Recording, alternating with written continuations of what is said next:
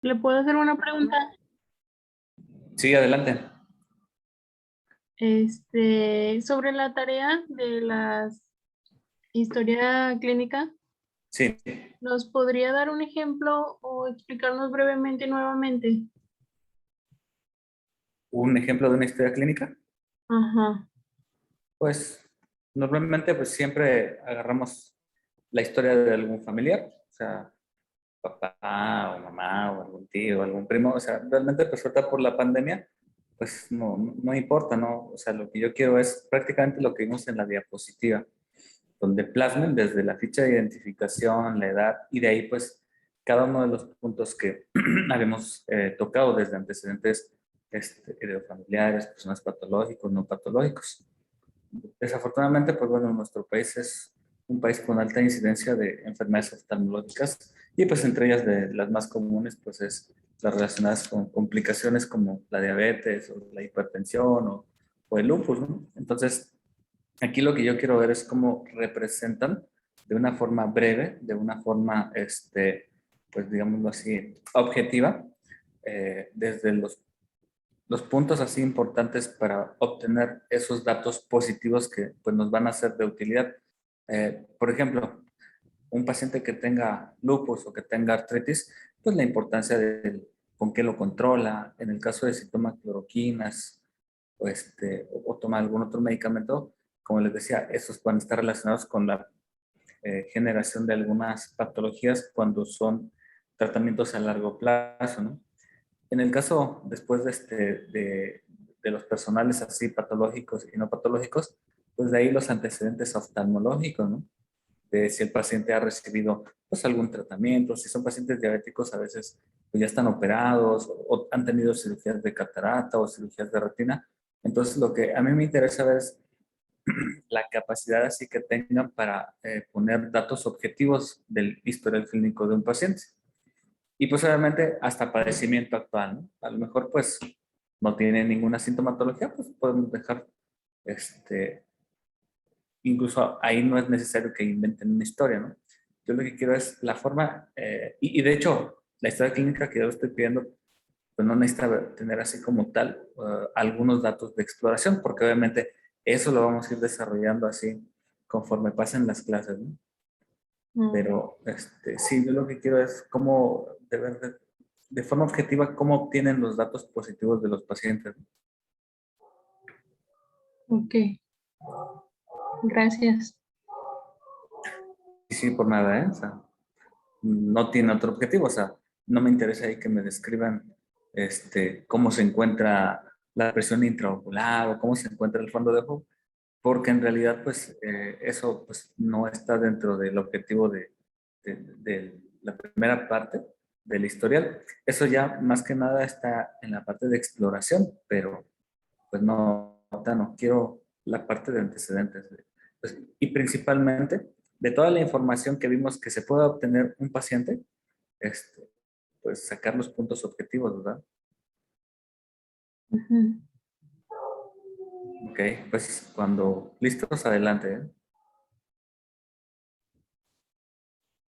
Hola compañeros, hoy vamos a hablar sobre los estudios auxiliares en la oftalmología.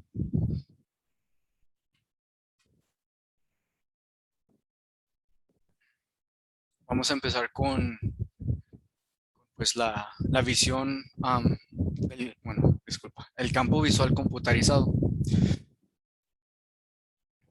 Pues, ¿qué es el campo visual computarizado? Es un examen complementario que se realiza mediante de un campímetro computarizado para determinar la capacidad sensorial de nuestro campo visual de una forma cuantitativa. El propósito de esta prueba de campo visual, o también conocido como perimetría, va a ser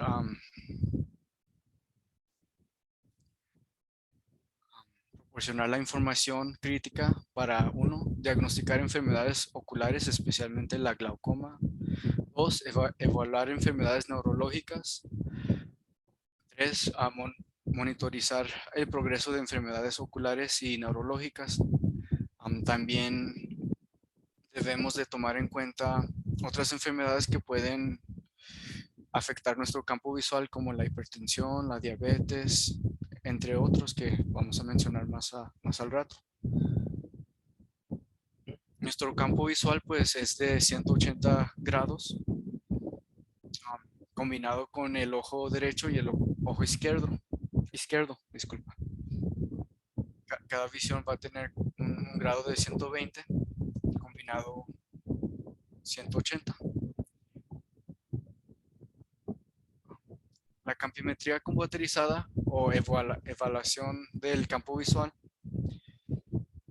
es por medio de un examen de campo visual computarizado que puede detectar la disminución o pérdida de la visión periférica, y en esto se va a obtener un mapa de dicha pérdida del campo visual o vista periférica, lo cual se puede utilizar para diagnosticar la causa que mencionamos previamente y vamos a mencionar otra vez.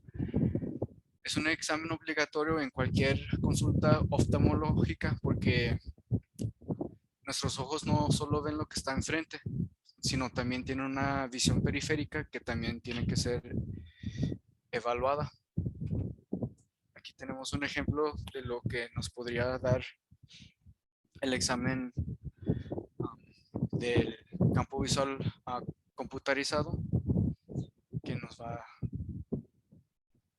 a dar una imagen de diferentes colores grises.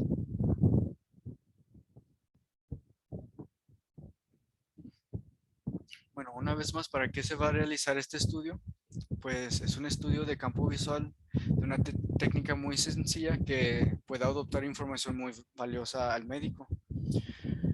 No solo sobre las enfermedades que pueden afectar únicamente el globo ocular, como la glaucoma, enfermedades de la retina, enfermedades del nervio óptico, sino también enfermedades locales o sistémicas que casualmente integran un defecto de nuestro campo visual, como las enfermedades degenerativas de tumores cerebrales, hipertensión arterial, diabetes, dislipidemias, entre otras, cuyo este diagnóstico deberá complementarse posteriormente con las técnicas específicas. Aquí podemos ver el equipo del campo visual computarizado tipo Humphrey.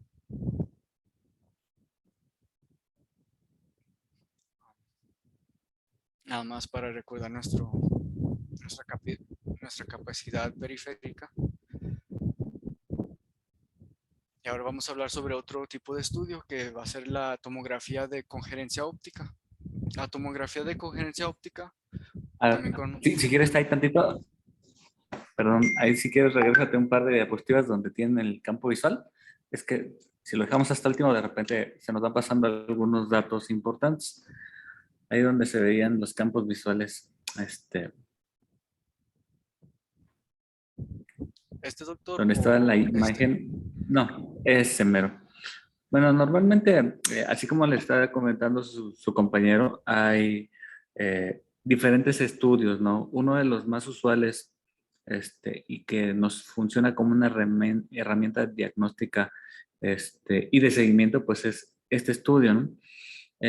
La parte funcional del campo visual, pues tenemos diferentes formas de monitorizar, pero una de las más confiables y a la vez una de las más antiguas, obviamente ya en la era moderna, pues es la campimetría o los campos visuales. Hay diferentes tipos de campos visuales. Hay unos donde evalúan los 30 grados, otros donde evalúan en una zona 30 grados y el otro 20 grados, y otros donde evalúan 60 grados. Pero todo va a depender de lo que nosotros queramos buscar en el paciente.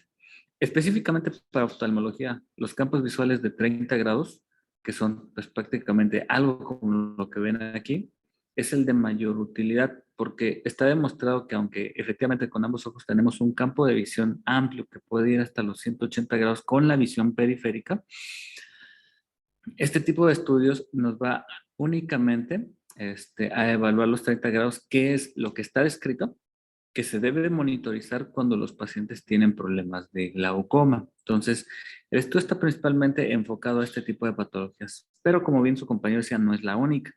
Algunas enfermedades del nervio, algunas enfermedades neurológicas, algunas enfermedades degenerativas nos pueden dar alteraciones funcionales en el campo visual. Pero efectivamente, este estudio pues básicamente va a tener la finalidad de ver cómo se encuentra esa periferia.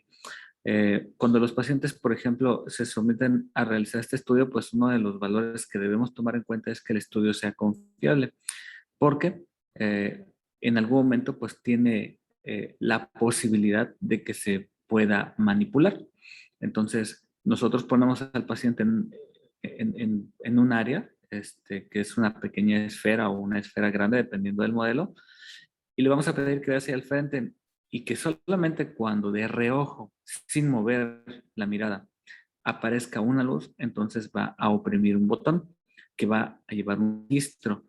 Eh, los estímulos van a aparecer de forma esporádica y van a aparecer de forma aleatoria en cualquier zona del campo visual.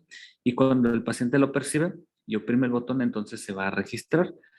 El equipo básicamente lo que va a hacer es que va a empezar a disminuir la intensidad de esos estímulos hasta que el paciente ya no pueda percibirlos.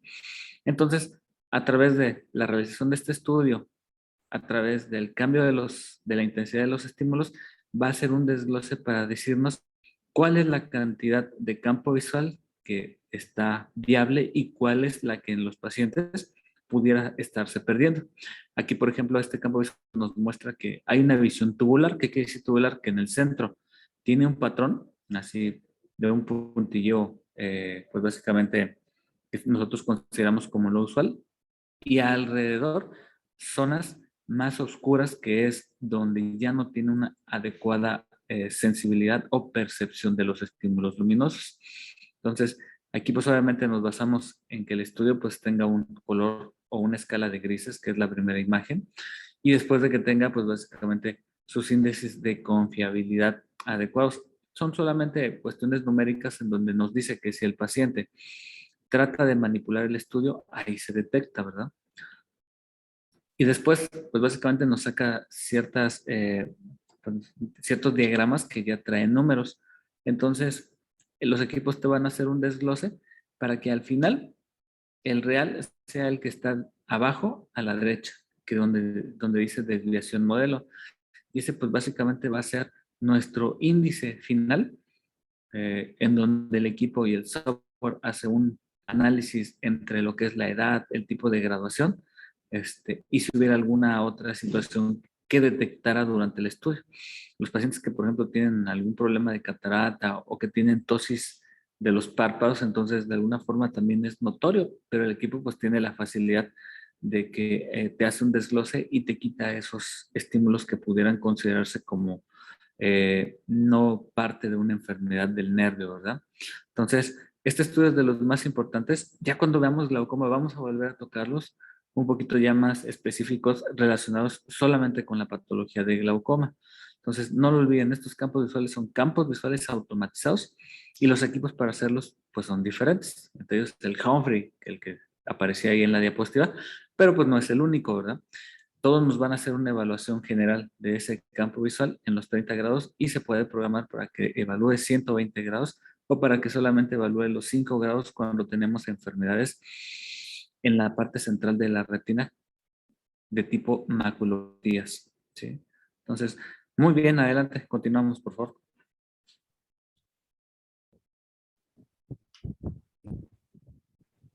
Ahora vamos a hablar, compañeros, sobre la tomografía de congerencia óptica. La tomografía de congerencia óptica, también conocido como OCT, es una técnica de diagnóstico de la imagen caracterizada por la realización de congerentes tomográficos mediante una luz sobre el tejido que va a estudiar. Es una técnica no invasiva, sin ningún contacto, con una resolución muy especial superior al ultrasonido y con una muy alta sensibilidad que puede obtener imágenes del segmento anterior del ojo, el cristalino y la retina. Bueno, fundamentos de la OCT o tomografía computarizada con gerencia. En el OCT vamos a tener un rayo de luz dirigido hacia el tejido, el cual vamos a obtener la imagen de, y se va a transmitir sobre la pantalla de este tejido biológico. La luz congerente va a ser reflejada proporcionalmente, proporcionando la información sobre el resto de la luz reflejada de las distintas capas que vamos a analizar del ojo.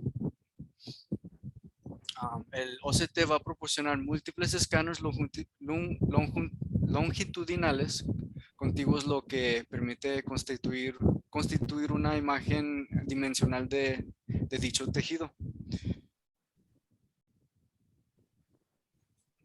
Aquí podemos ver cómo la tomografía va a dirigirse a varios luces, lo cual va a penetrar el tejido dando diferentes colores dependiendo a cómo se cómo va a ser reflexionado la luz, dependiendo de la densidad del tejido, que vamos a hablar más al rato. Bueno, ¿cómo interpretar las imágenes? Si es de alta densidad, implica un bloqueo parcial o total del paso de la luz, como por ejemplo la sangre, exudados lipídicos, fibrosis. Mientras si es de una baja densidad, expresa poca o nula resistencia del paso de la luz, como por ejemplo un edema, cavidades quísticas. Y la imagen, pues, van a resultar diferentes colores del espectro. Por eso, por ejemplo, un color blanco-rojo señala una alta reflectividad, mientras un color azul-negro va a corresponder a una baja reflectividad. Aquí podemos ver un ejemplo de nuestra tomografía con gerente óptica, con diferentes escalas de color dependiendo de la reflectividad del tejido analizado.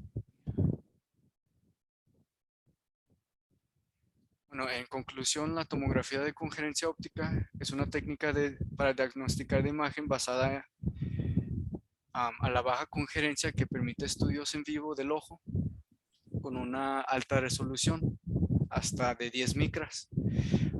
El instrumento puede obtener imágenes del segmento anterior, el cristalino y la retina, como habíamos dicho anteriormente, con una resolución de hasta 10 micras. Y es un método de diagnóstico muy valioso,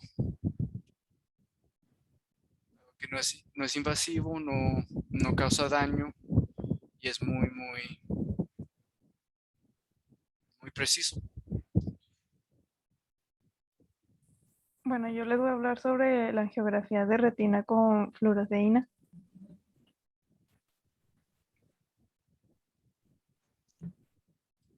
Este va a ser un examen ocular en el que se va a usar un tinte y una cámara especial para examinar el flujo sanguíneo, en donde se va a ver la retina y la coroides, y va a consistir en la fotografía del fondo realizada en secuencia rápida.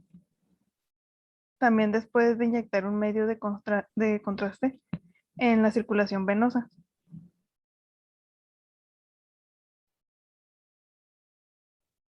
La que sigue, por favor. Bueno, pues este método va a proveer tres tipos de información, que va a ser la muestra del flujo sanguíneo en la medida en el que el colorante circula a través de la coroides, retina y papila. También va a documentar detalles finos del epitelio pigmentado, así como la morfología vascular de la retina, coroides y papila, que no van a ser visibles a nivel de la resolución óptica. Y también va a proveer información acerca de la integridad vascular de las estructuras del fondo.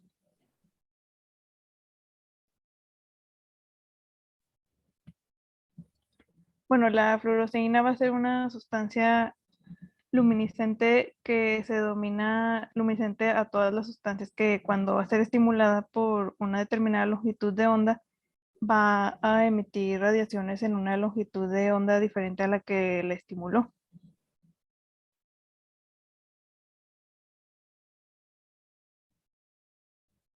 Esta va a requerir una luz estimulante entre los 465 a 490 nanómetros para así emitir un color y de entre 520 a 530 nanómetros. Por ello, la cámara de fondo va a requerir un filtro que cambie la luz blanca que emite el flash y una luz azulosa. Esta también va a estar dirigida hacia el fondo de ojo y así va a excitar a la fluoresceína y en fin, esta se va a reflejar en su longitud de onda propia. Ahora vamos a hablar sobre los tiempos angiográficos, que la fluoresceína se va a visualizar en el fondo de ojo en diferentes etapas y con diferentes intensidades.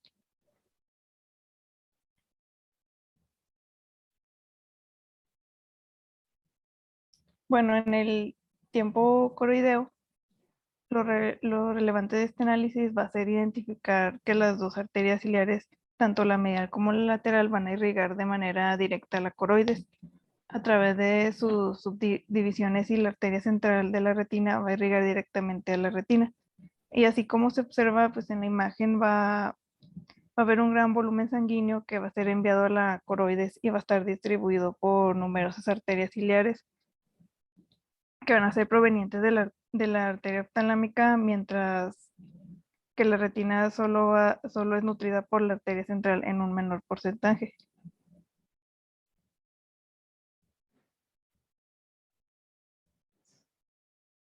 Bueno, en el tiempo arterial, el tiempo de aparición de la fluoresceína en las arterias retinianas a partir de su inyección va a ser entre 11 y 18 segundos. Y a este fenómeno se le va a conocer como tiempo arterial y va a tener una duración de 1 a 3 segundos. Y su percepción del llenado en este lecho vascular es homogéneo a lo largo y ancho de los vasos.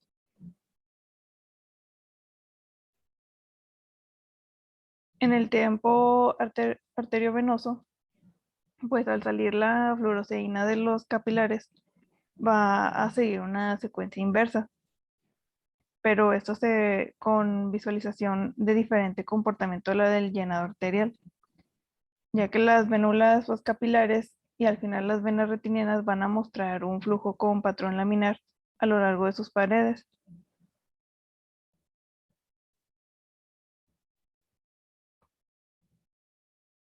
Bueno, en la fase arteriovenosa temprana se va a observar dos líneas de fluorescencia en el interior de las paredes venulares, en la que sí. Y en la fase arteriovenosa media, estas líneas se van a formar poco a poco a lo largo de las venas y van a aumentar en grosor en la medida que se va a transcurrir los segundos, hasta que se va a formar una imagen de fluorescencia uniforme a todo el grosor venular.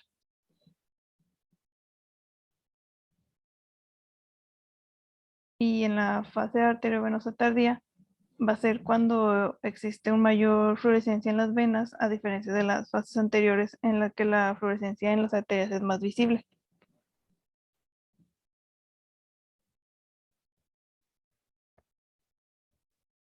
Bueno, en el tiempo tardío, cuando la fluoresceína deja de circular por las venas retinianas, esta se va a iniciar una fase de recirculación por todo el organismo.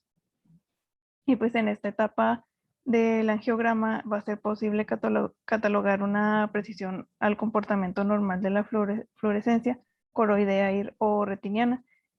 Y a diferencia entre fenómenos anormales de tinción, filtración o acúmulo de fluoresceína, su aparición va a ser entre los 16 y 20 minutos y va a tener una duración de entre 10 y 30 minutos.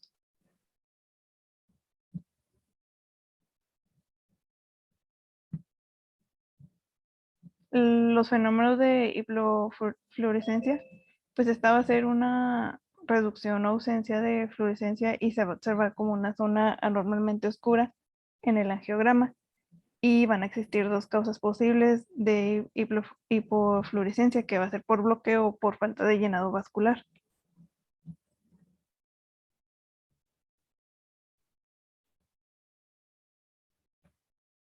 Bueno, la hiperfluorescencia por falta de llenado vascular pues va a ser producida por disminución o ausencia en la perfusión vascular coroidea o retiniana. Y esto se va a poder referir a un fenómeno como hiperfluorescente si es que existe disminución o ausencia de la fluorescencia normal y va a poder ser momentáneo o permanente a lo largo del trayecto angiográfico.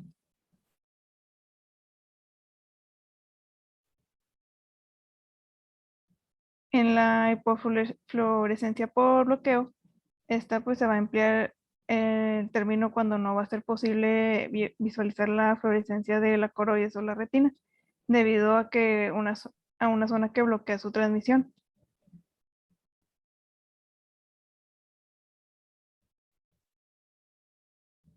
Bueno, y en los fenómenos de hipofluorescencia se va a referir a un fenómeno de fluorescencia normalmente aumentado en intensidad, extensión o localización, y pues en este se va a observar como blanqueamiento anormal en la imagen de fotografía en positivo del angiograma.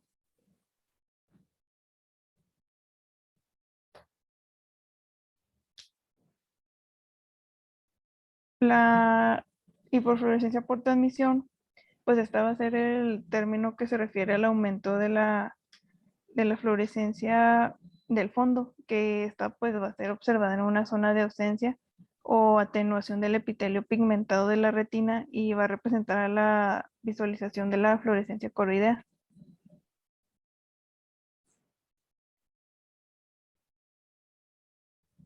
Y en la hiperfluorescencia por filtración, pues se va a referir a la salida de fluoresceína a través de estructuras de donde por lo general no deberían de salir.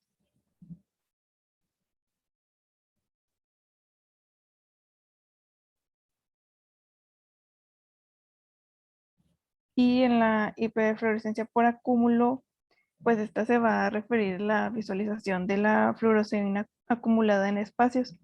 Y también se va a observar como la fluorescencia homogénea que aumenta en intensidad, así como en extensión en un área de relieve en el fondo.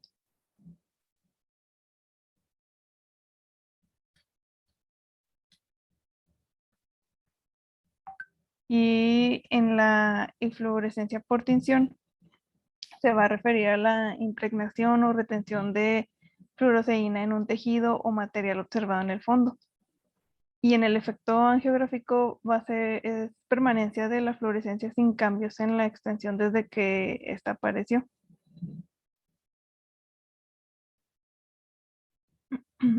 Ahora vamos a hablar de la topografía corneal.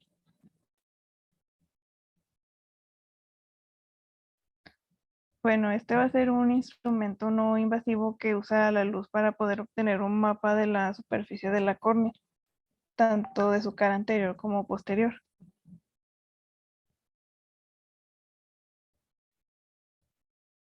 Pues a través de la topografía, pues va a ser posible diagnosticar de forma eficaz y rápida de pues algunas alteraciones más comunes de la córnea, como los astigmatismos irregulares, así como el queratocono. También la topografía corneal va a ser esencial en los trasplantes de córnea o queratoplastia, que pues esta técnica se va a utilizar de forma previa y posterior a la intervención quirúrgica.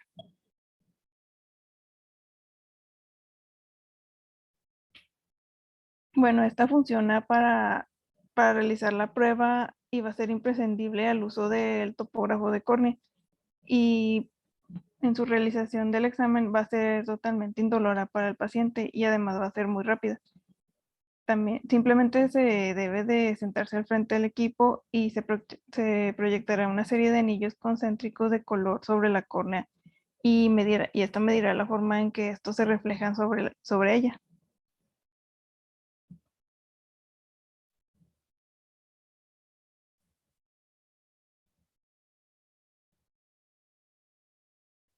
Bueno, los sistemas más avanzados van a estar preparados para detectar cualquier tipo de irregularidad corneal en el ojo del paciente, mostrando estos datos como la topografía de la cara anterior de la córnea que pues va a ser útil para la detección de astigmatismo irregulares o ectasias corneales, tales como el queratocono o la degeneración marginal pelúcida.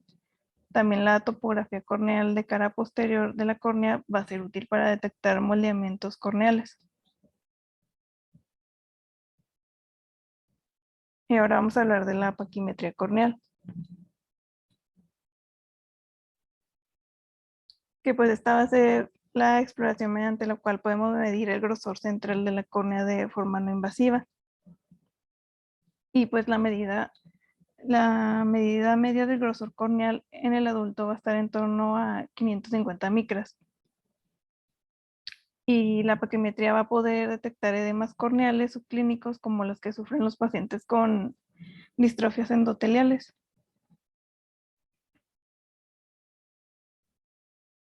Bueno, en la paquimetría óptica de no contacto va a ser diferencia entre reflejos luminosos, y la paquimetría ultrasónica de mayor exactitud va a medir el grosor corneal mediante ultrasonidos en cada punto que se coloca la sonda.